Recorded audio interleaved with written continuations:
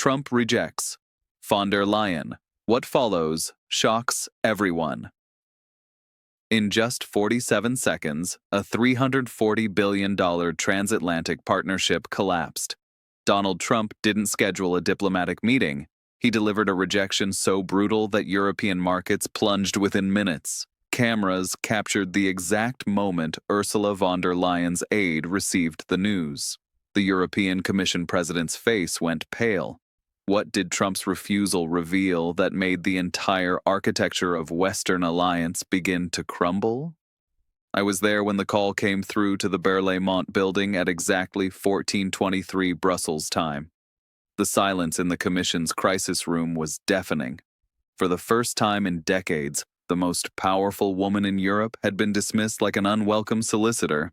This wasn't diplomatic protocol. This was a declaration of economic war. The rejection letter, leaked within hours to my sources, contained just 3 devastating paragraphs typed on official White House letterhead.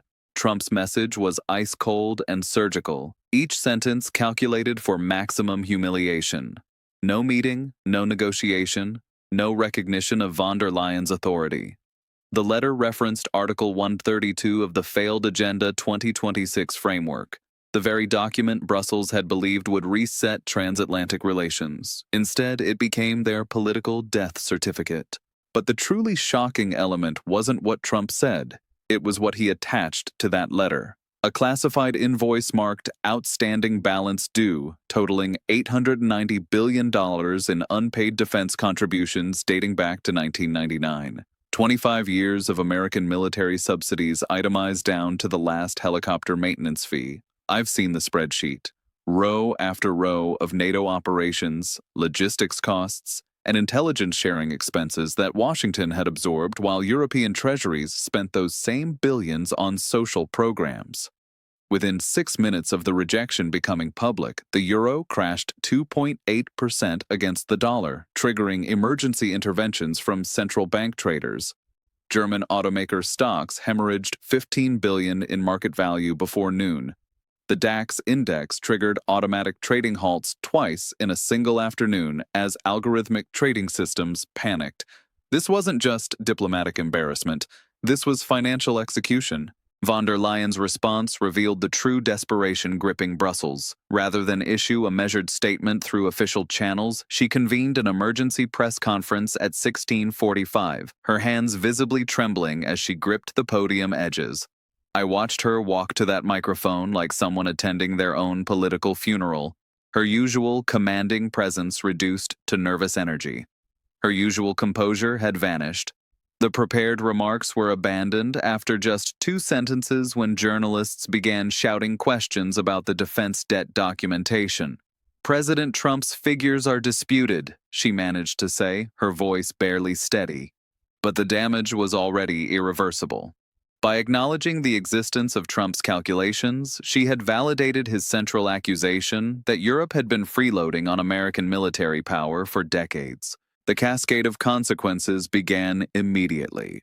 French President Macron canceled a planned visit to Washington. German Chancellor Scholz's office went dark, refusing all press inquiries. The emergency session of the European Council scheduled for the following day was postponed indefinitely.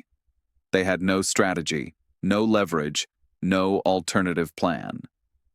Trump's rejection wasn't spontaneous. My sources inside the transition team confirm this was a carefully orchestrated move planned weeks in advance. The timing was surgical, designed to humiliate von der Leyen at the moment she believed she was extending an olive branch. The proposed $50 billion Ukraine aid package, the centerpiece of her diplomatic outreach, was dismissed without even being opened. But the revelation that truly shattered Brussels came 48 hours later.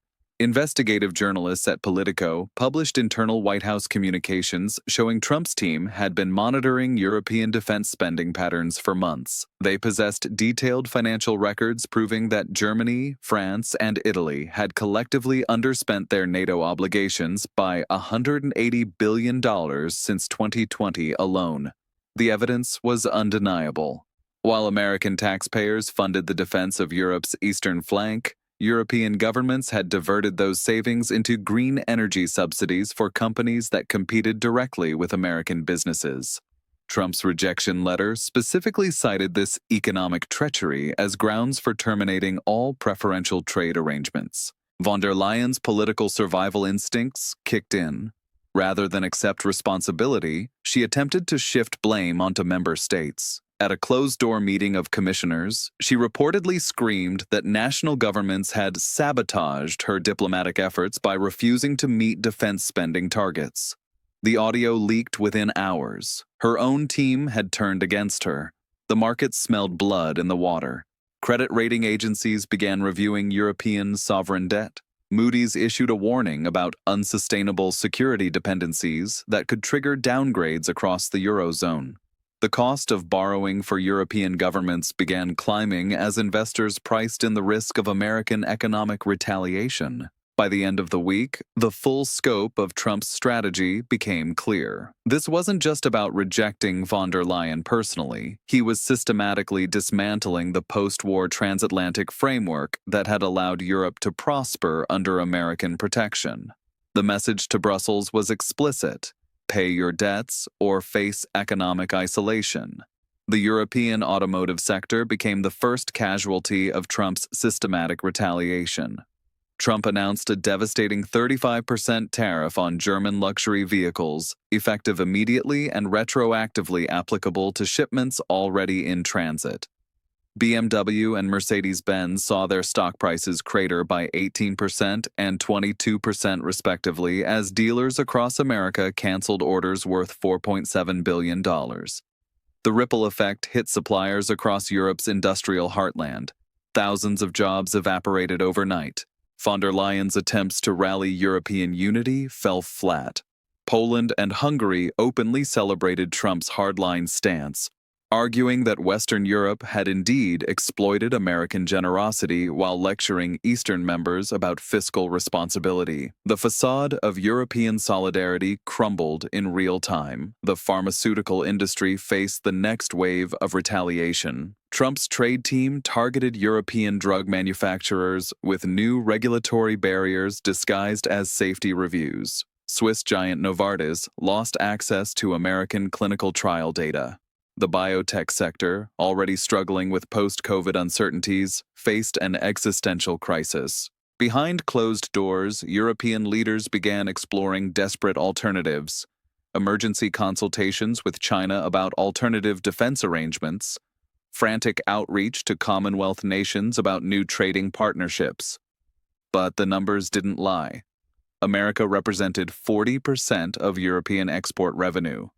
No combination of alternative partners could replace that market overnight. The financial press began using words like vassalage and tribute to describe Europe's relationship with America.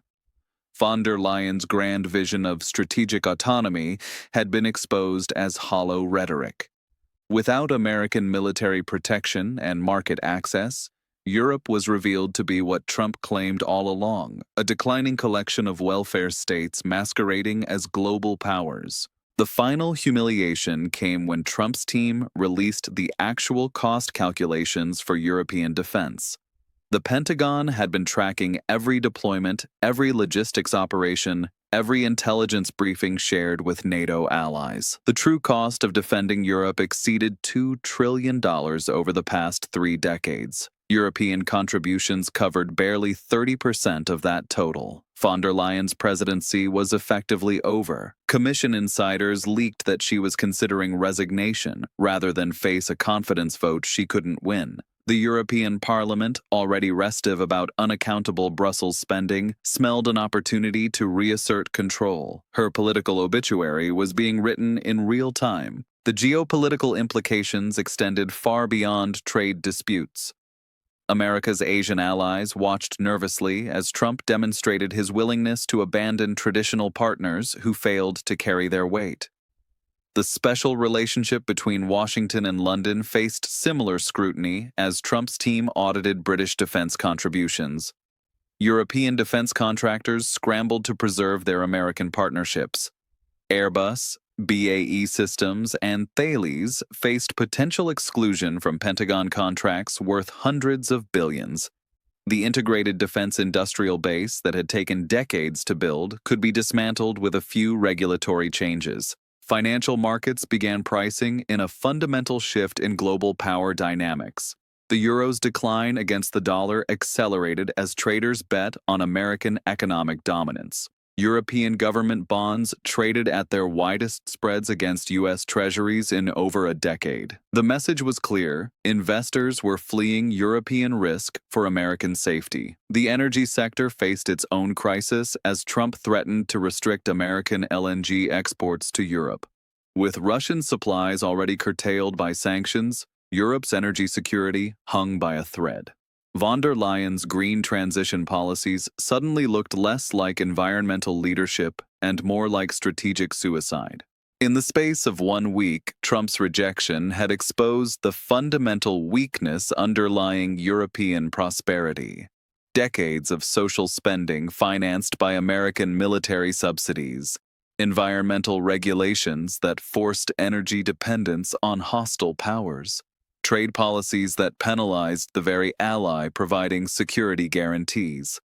The final act of this diplomatic tragedy played out on live television. Von der Leyen's last press conference as Commission President was interrupted by breaking news of additional American sanctions.